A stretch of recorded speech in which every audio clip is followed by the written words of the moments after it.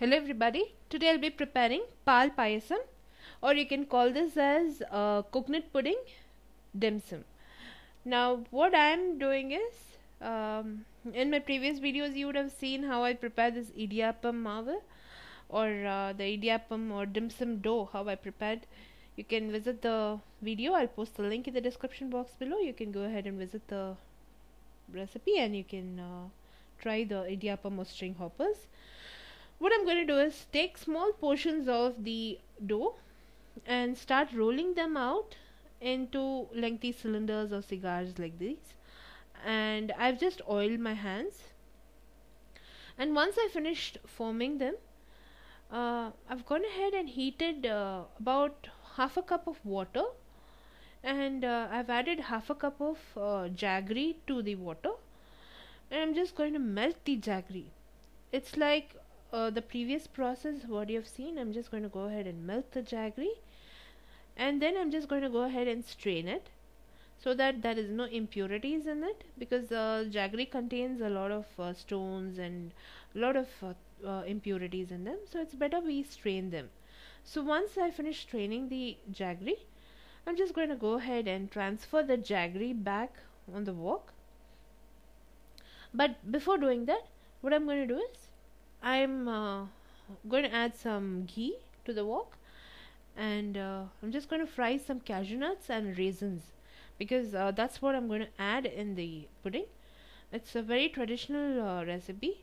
Normally we prepare this pudding during Ganesh festival, and what my grandmother used to do is she used to prepare these into very tiny balls, and this dim sum used to break. So I'm not very fond of that shape, so I've done it into a lengthy cigar, and I've prepared the recipe. It came out really good. Now I've just transferred the jaggery reduction back to the pot, and I'm just going to get it to a boil. And to this I'm just going to go ahead and add the prepared dim sum and bring it to a good boil. Now the dim sum will cook in this jaggery, and it will have a good a taste. The jaggery will it'll suck up all the sweet content, and it'll soak nicely in the jaggery, and it'll give you a good taste. What people do is they steam cook this and then add it to the jaggery. At that point it'll stop cooking, because once you steam cook it, it's cooked thoroughly, and if you add it back to the jaggery, it is not going to soak up any juices. So it is always better you add it to the jaggery. I've also added cardamom powder, and I'm just going to get this to a boil. Make sure you don't stir it a lot, because it might break. And once I have finished bringing it to a boil, it'll get into a light thick sort of consistency. At that point I'm just going to add half a cup of regular milk, and half a cup of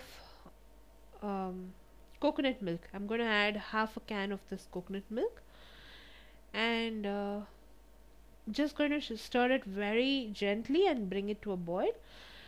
And then I'm going to add fresh grated coconut, and just get it to a boil once more and serve it up.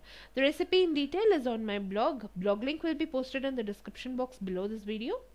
You can also visit my Facebook fan page and post your recipe requests, or if you've got any recipe queries, you can visit me on my Facebook.